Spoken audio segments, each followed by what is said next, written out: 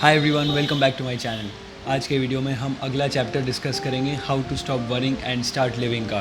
अब ये चैप्टर जो है वो बहुत ही टेक्निकल है और इसलिए ये छोटा सा ही वीडियो बनेगा और हो सके तो ज़्यादा से ज़्यादा डिटेल्स मैं इसमें स्पेसिफिक रखूँगा ताकि आपके ऊपर ज़्यादा बर्डन ना हो इन्फॉर्मेशन का और सीधा कंसेप्ट आपके दिमाग में आ जाए। और ये चैप्टर शुरू करने से पहले हमें एक चीज़ ध्यान में रखनी चाहिए कि ये बुक 1948 में पब्लिश हुई थी और उस टाइम पे किसी को पता भी नहीं था कि इंटरनेट जैसा कुछ कभी आने वाला है। तो हमें ये चीज़ ध्यान में रखनी चाहिए और जो इन्फॉर्मेशन है वो उस टाइम में कितनी इम्पॉर्टेंट थी और कितनी रिसर्च के बाद इन्होंने ये चैप्टर में डाली होगी, उसके लिए we should respect the author, because at that time ये सब डेटा वहाँ पे डालना it would be next to impossible. तो ठीक है, सबसे पहले जो इसमें एक छोटी सी स्टोरी थी वो उन्होंने अपने बारे में बताई थी जब अमेरिका में स्मॉल पॉक्स का एक क्राइसिस हुआ था। और इन्होंने ये बताया था कि जब स्मॉल पॉक्स हुआ था तब लोग पागल हो रहे थे, बैंक्स में, हॉस्पिटल्स में, स्कूल्स में, हर जगह पे उसके वैक्सीनेशन के काउंटर्स खोले थे और सब लोग घंटों तक लाइन में खड़े रहते थे वैक्सीन लेने के लिए। और उन्होंने बोला कि इतना जब पैनिक मचा था, इसके पीछे क्या हुआ था रियलिटी में, 8 केस हुए थे और 2 लोग मरे थे और बस यही वजह से इतना सारा पैनिक क्रिएट हुआ था। तो ये हमें एक ही सवाल पूछता है कि जब ऐसी बीमारी की वजह से जिसमें खाली 2 लोग मर गए थे, इसकी वजह से अगर इतना पैनिक क्रिएट हो सकता है, तो जो डिप्रेशन और एंग्जाइटी और ये सब मेंटल प्रॉब्लम्स की वजह से जब मरते हैं तब इसका कुछ कोई बोलता क्यों नहीं है। तो ठीक है, ये उन्होंने हमें एक रेटोरिकल क्वेश्चन पूछा था और हमें इसका इंपॉर्टेंस बताने के लिए फिर उन्होंने काफ़ी सारे स्टैटिस्टिक्स दिए थे। अब वो स्टैटिस्टिक्स अभी डिस्कस करने का कोई मीनिंग नहीं है क्योंकि वो चेंज हो चुके होंगे। तो एक के बाद एक वो अपने पॉइंट्स आगे रखते हैं जिसमें वो अलग लोगों से मिले थे, अलग रिसर्चेज उन्होंने देखे थे या कोई पास्ट की कोई इवेंट उन्होंने लगा के रख दी हमारे सामने। तो ये सारे डिस्कशंस जो है वो एक पॉइंट प्रूव करते हैं और वो हमारे चैप्टर का 3rd रूल होगा। जो फर्स्ट रूल था live in day tight compartments, second rule था वो मैजिक फार्मूला और जो 3rd रूल है वो अब ये होगा। तो ये 3rd रूल क्या है हम लास्ट में देखेंगे, ठीक है। तो सबसे पहले उन्होंने ये स्मॉल पॉक्स की स्टोरी बताई, उसके बाद उन्होंने ये सिगरेट कंपनी के सीईओ के बारे में बताया था जो 61 की एज पे वो मर गए थे because of some heart issues. और उन्होंने फिर यही सवाल पूछा कि इतने सारे मिलियंस कमा के इनके लाइफ का मीनिंग क्या रहा लास्ट में, अगर वो ऐसे ही मर जाते तो without enjoying what he has earned. फिर ऑथर हमें बोलते हैं कि उनकी नज़र में ये सीईओ की लाइफ से अच्छी तो कोई एक नॉर्मल इंसान की लाइफ है जो छोटे से गाँव में रहता है, जिसके पास इतने सारे मिलियंस तो नहीं है लेकिन उसके पास जो अपनी लाइफ है वो उसने एंजॉय करके रखी है। तो उनका बेसिकली कहना यही था। और ये चैप्टर में आप यही देखोगे कि वरी जो है, जब हम टेंशन लेते हैं तो हमारी हेल्थ के ऊपर क्या इफ़ेक्ट आता है। अब ये इंटरनेट की वजह से आपने कई सारी जगह पे इसका देखा होगा और ये सुनते टाइम आपको कई सारे पता होंगे, कई सारे नहीं भी पता होंगे, बट बिकॉज हमारी बुक का पार्ट है हमें इसको कवर करना चाहिए। तो इसके बाद हमें पता चलता है कि वरी करना बस एक हमारे टाइम का वेस्टेज ही नहीं है, सिर्फ हमारी बॉडी पे भी क्या क्या इफ़ेक्ट्स लाता है। फिर वो बोलते हैं कि नर्वस सिस्टम के जो सारे प्रॉब्लम्स होते हैं उसमें काफ़ी सारे केसेस ऐसे होते हैं जिसमें नर्व्स का कोई इशू तो नहीं था लेकिन जो हमारे इमोशंस ने हमारी बॉडी के ऊपर असर किया था उसकी वजह से इश्यूज़ आ गए। वैसे कोई प्रॉब्लम नहीं था लेकिन हमारी टेंशन की वजह से आ गए। उसके बाद फिर वो हमें बोलते हैं कि जो डेंजरस इमोशंस होते हैं, फियर, हेट, फ्रस्ट्रेशन, डिस्पेयर, ये सारे के सारे हेल्थ पे इफ़ेक्ट कोई ना कोई तरीके से लाते हैं। तो स्टैटिस्टिक्स उसके बाद वो दिखाते हैं कि हॉस्पिटल में आधे से ज़्यादा बेड्स ऐसे लोगों से ऑक्यूपाइड है जिनको मेंटल प्रॉब्लम है एक्चुअली, ये सैडनेस का और डिप्रेशन का और एंग्जाइटी का और इसकी वजह से जो सब्सिडियरी प्रॉब्लम्स हैं। उसके बाद ये स्टैटिस्टिक्स वो दिखाते हैं हमें और उसके बाद वो बोलते हैं कि इन जनरल वो जो डैमेजेस होते हैं वो कहाँ से कहाँ तक रेंज करते हैं, जैसे हार्ट हो गया, हाई ब्लड प्रेशर हो गया, रूमेटिज्म हो गया, स्टमक इश्यूज़ हो गया, कोल्ड हो गया, थायराइड जो है उसको एक्सेलरेट करता है, डायबिटीज़ आता है।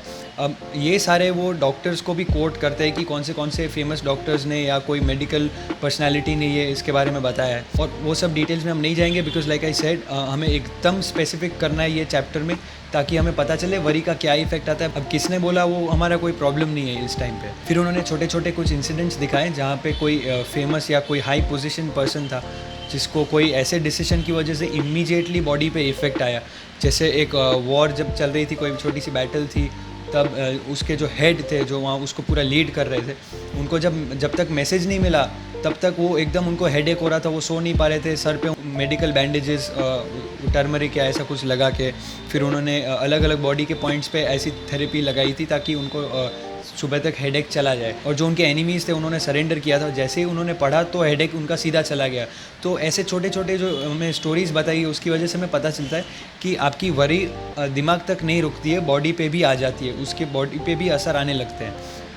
उसके बाद उन्होंने इसके बारे में भी दिया है इन्फॉर्मेशन कि कैसे आर्थराइटिस कॉज करता है आपका टेंशन लेना। और उसके बाद उन्होंने ये एक ऐसा क्लेम दिया है जो हमें मानने में एकदम अनबिलीवेबल लगेगा, लेकिन उन्होंने यहाँ पे भी एक डॉक्टर को कोट किया है, एक स्टोरी छोटी सी बताई है जहाँ पे टेंशन की वजह से दांत में कैविटीज़ आ जाती है, दांत सड़ने लगते हैं। और इसके भी रीज़न्स उन्होंने सब समझाए। फिर उनके एक फ्रेंड की एक स्टोरी बताई थी जिसको एक्सट्रीम ये थायराइड का सिचुएशन था, और जब वो अपने डॉक्टर के पास गए थे तब ये भी ऑथर भी उनके साथ गए थे, और तब उनको डॉक्टर ने जो लिख के दिया था प्रॉब्लम का सॉल्यूशन, तब जो उनको दिया था पेशेंट को, वो ऑथर ने भी अपने एक पेपर पे लिख लिया था। उन्होंने क्या सजेस्ट किया था? Doctor suggested relaxation and recreation. फिर क्या बोले? The most relaxing recreating forces are a healthy religion, sleep, music and laughter. तो ये डॉक्टर ने उसको उस टाइम पे सजेस्ट किया था इनके फ्रेंड को, ऑथर के फ्रेंड को। तो हम देखते हैं कि थायराइड जैसी प्रॉब्लम्स में भी कई बार ऐसा होता है कि आपके दिमाग का बहुत ज़्यादा रोल होता है आपकी सिचुएशन को ख़राब और करने में। आपकी बॉडी अगर पहले से ख़राब है तो आपका टेंशन लेना, आपका अनहेल्दी थिंकिंग पैटर्न्स उसको और वर्सन करेगा। और यहाँ पे जब बोला है कि the most recreating forces are a healthy religion, तो ये 1948 में बुक लिखी थी। और अभी के टाइम पे ये सब डरते हैं ऐसा सब बात करने में कि हमें रिलीजियस होना चाहिए ये सब, क्योंकि सबको पॉलिटिकली करेक्ट रहना है। तो मैं आपको यही बोलूँगा कि अगर इसमें लिखा है, डॉक्टर ने भी लिखा है, और अगर आप रिलीजियस हो तो ये बात कोई शर्म की बात नहीं है। तो इसका मतलब ये नहीं है कि आप इस टाइम पे भी अप्लाई नहीं कर सकते उसको। आप बिल्कुल, आपको अगर आपका रिलीजन है वो अगर आपको एक होप देता है, पॉजिटिविटी देता है, तो और आपको रिकमेंडेड है कि आप उसको फॉलो करते रहें। इसके बाद है स्लीप। ऑफ कोर्स आपकी स्लीप पैटर्न्स भी बहुत मायने रखती है। अगर आपकी स्लीप पैटर्न एकदम इरेगुलर है तो आपके थॉट्स में नेगेटिविटी आ सकती है, आपके थॉट्स में एक टाइप का डार्कनेस आ सकता है। तो हो सके तो ये जो डॉक्टर ने एडवाइस दी है वो आपके लाइफ में इस टाइम पे भी रेलेवेंट है। उस टाइम पे डॉक्टर ने उनको म्यूज़िक भी बताया था, तो आप म्यूज़िक भी सुन सकते हैं। एंड लाफ्टर, अब लाफ्टर जब बोला है तो it's necessary that you laugh.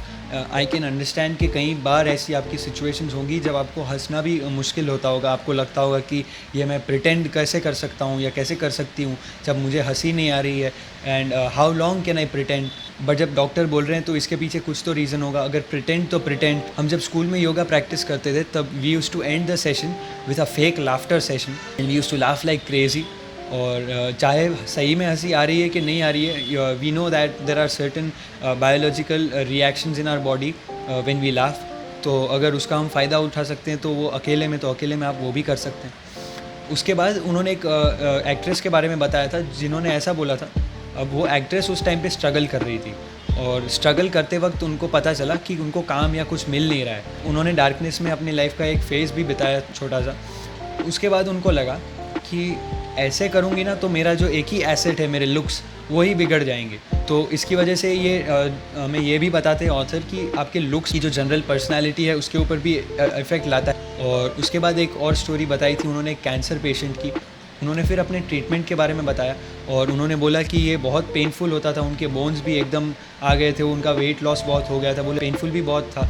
तो उन्होंने बोला कि I forced myself to smile, और उन्होंने फिर कैंसर उनका क्योर हो गया। पर उन्होंने बोला कि ये बात सही है कि कैंसर स्माइल करने से क्योर तो नहीं होगा, लेकिन स्माइल करने से मेरी बॉडी स्ट्रांग हो सकती है एक कोई भी टाइप का डिजीज़ को फाइट करने के लिए। तो उन्होंने अपने बारे में भी ये बोला था। तो ये एक इंस्पिरेशनल स्टोरी है।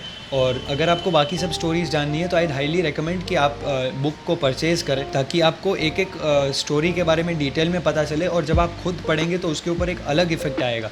और ये सब जानने के बाद आपको पता होना चाहिए कि क्यों वरी का आपको निकालना ज़रूरी है, क्यों आपको ये बुक पढ़ना ज़रूरी है ताकि आप वरी को हटाएं। तो ऑथर फिर हमें लास्ट में ये बताते हैं कि रूल नंबर 3 ये है कि आप अपने आप को रिमाइंड करते रहो कि आप कितनी बड़ी प्राइस पे कर रहे हो अगर आप वरी करना बंद नहीं करते हो तो उन्होंने एक लाइन उसमें बताई और काफ़ी बार यूज़ की है चैप्टर में, businessmen who do not know how to fight worry die young.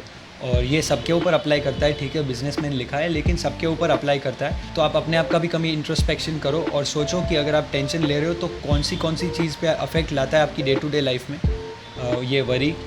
और आपको खुद को पूछो कि आपको फ़ाइट करना है कि नहीं। ऑलराइट, तो ये हमारा चैप्टर ख़त्म हो गया है, चैप्टर 3, और इसके साथ हमारा पूरा पार्ट 1 कंप्लीट हो गया है। और अगले वीडियो में हम पार्ट 2 के बारे में देखेंगे और उसके चैप्टर्स के बारे में पढ़ेंगे। तो अगर आपको ये वीडियो पसंद आया तो please share with your friends and family and subscribe to my channel and keep watching out this page for more informative videos. Thank you so much.